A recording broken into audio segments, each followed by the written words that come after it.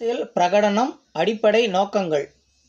இந்திய அரசியல் சாசனத்தின் வழிகாட்டுதலுடன் தமிழ்நாடு மக்களின் முழுமையான வளர்ச்சி, மரியாதை மற்றும் உரிமைகளை நடைமுறை அரசியலாக மாற்றும் செயல் திட்டமாக இந்த பிரகடனம் உருவாக்கப்படுகிறது. நல்லாட்சி மற்றும் நிர்வாக சீர்திருத்தம்.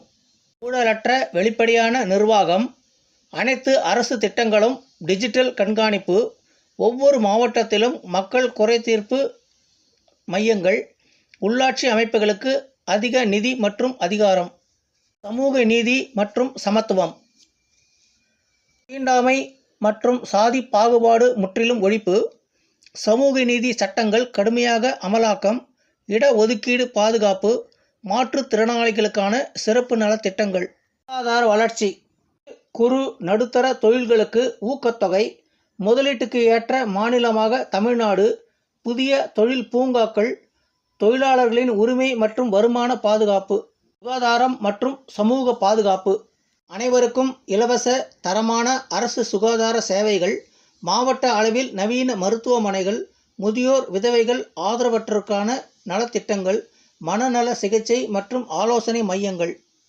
சுற்றுச்சூழல் மற்றும் நிலையான வளர்ச்சி, நீர்நிலைகள் பாதுகாப்பு மற்றும் மீட்பு, பசுமை ஆற்றல் திட்டங்கள், மாசு கட்டுப்பாடு கடுமையான நடவடிக்கை, காலநிலை மாற்றத்துக்கு எதிரான மாநில செயல் திட்டம், மொழி பண்பாடு மற்றும் மாநில உரிமைகள், தமிழ் மொழி மற்றும் பண்பாடு பாதுகாப்பு, மாநில உரிமைகள் மற்றும் கூட்டாட்சி தத்துவம் வலுப்படுத்தல், மத்திய மாநில உறவுகளில் சமநிலை, தமிழ்நாட்டின் தனித்துவ அடையாளம் பாதுகாப்பு.